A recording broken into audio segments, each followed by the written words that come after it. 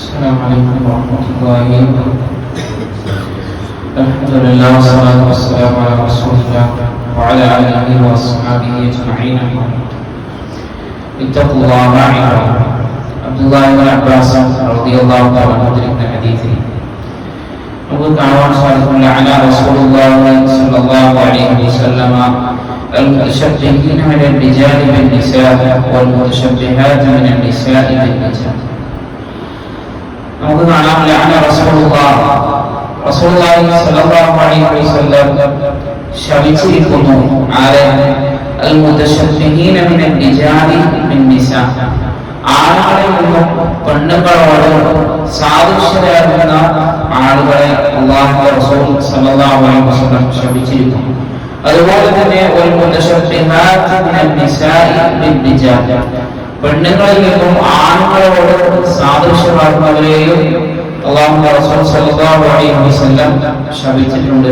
അത് അവരുടെ വേഷവിധാനത്തിലാകാം, അതുപോലെ തന്നെ അവരുടെ പ്രവർത്തനങ്ങളിലാകാം, അവരുടെ സംസാര ശൈലിയിലാകാം, ഏത് രൂപത്തിലാകട്ടെ ഒരു ആണ് പെണ്ണിനെ പോലെയും ഒരു പെണ്ണ് ആണിനെ പോലെയും ആവുക എന്നുള്ളത്, അതായത് പരിപൂർണമായിട്ടുള്ള ആവുക എന്നുള്ളതാണ് സാദൃശ്യം ഉണ്ടാവുക.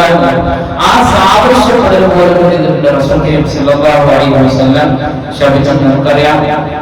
ഇന്നേ കാലഘട്ടത്തിൽ പല ആളുകളും അവര് കുറച്ച് വളർന്നു കഴിഞ്ഞാൽ അവർ പറയും ആണുങ്ങളാണ്, ഞങ്ങൾ ശരിക്കും ആണുങ്ങളല്ല, ഞങ്ങൾ പെണ്ണുങ്ങളാണ്.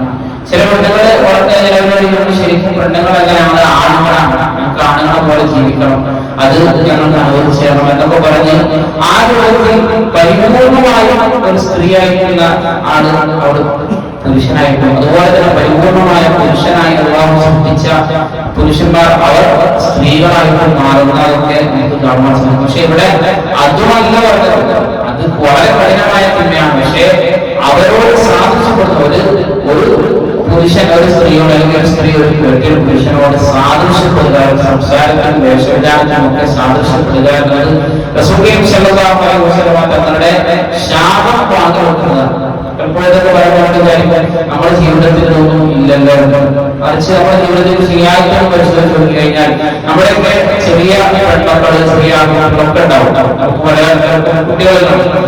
അവരൊക്കെ അവർക്ക് നമ്മൾ വാങ്ങി കൊടുക്കുന്ന വസ്ത്രം, ചെറുപ്പം മുതലേ നമ്മൾ ശീലിപ്പിക്കുന്ന വസ്ത്രത്തെ കുറിച്ച് നമ്മൾ ശരിക്കും ചിന്തിച്ചു നോക്കിയാൽ നമ്മൾ സ്ത്രീയെ കുട്ടികൾക്കും എന്താണ് ചെറിയ പാന്റ്, ടീഷർട്ടും അല്ലെങ്കിൽ കുപ്പായൊക്കെ നമ്മൾ വാങ്ങി കൊടുത്ത് അവരുടെ ആ ലജ്ജ ഇല്ലാതെ സ്ത്രീകൾ ധരിക്കേണ്ടുന്ന വസ്ത്രങ്ങളുണ്ട്, അതിനോട് സാധ്യമായ അതുപോലുള്ള വസ്ത്രങ്ങളാണ് നമ്മൾ എന്ത് ചെയ്യേണ്ടത്, നമ്മുടെ പെൺകുട്ടികൾക്ക് വാങ്ങിക്കൊടുത്ത് അവരെ പഴയ ശീലിപ്പിക്കും. അല്ലെങ്കിൽ കുറച്ച് കഴിഞ്ഞാൽ എന്ത് ചെയ്യും, അവർക്കത് പിന്നെ സ്ത്രീകളുടെ വസ്ത്രത്തിലേക്ക് മാറാനുള്ള ചെറിയ പ്രയാസം ഉണ്ടാകുന്ന പണ്ഡിതന്മാരൊക്കെ പറയുമ്പോൾ നമ്മൾ കാണാൻ സാധിക്കും. അതുകൊണ്ട് ഒരിക്കലും നമ്മുടെ ചെറിയ മക്കളെ എത്തിക്കുക, അവരിപ്പം തന്നെ ശീലിക്കേണ്ട വലുതായിട്ട് ശീലിച്ചുകൊണ്ട് എത്തിക്കുമ്പോൾ എന്ത് ചെയ്യാൻ പാടില്ല, ആണുങ്ങൾ ധരിക്കുന്ന വസ്ത്രം പോലെ ടീഷർട്ട്, പാന്റ് പോലുള്ള വസ്ത്രങ്ങൾ ധരിക്കാൻ പാടില്ല. അതുപോലെ തന്നെ നമ്മൾ ശ്രദ്ധിക്കേണ്ടുന്ന കാര്യം, നമ്മുടെ പെണ്ണുങ്ങള് പിന്നെ പർദ്ദയുടെ ഉള്ളിലല്ലേ എന്ന് പറഞ്ഞുകൊണ്ട് ചെറുപ്പം ചെയ്യും ടീഷർട്ടും പാന്റും ഒക്കെ പുറത്ത് കാണുന്നില്ലല്ലോ. ആ രൂപത്തിൽ ചെയ്യാൻ പാടില്ല,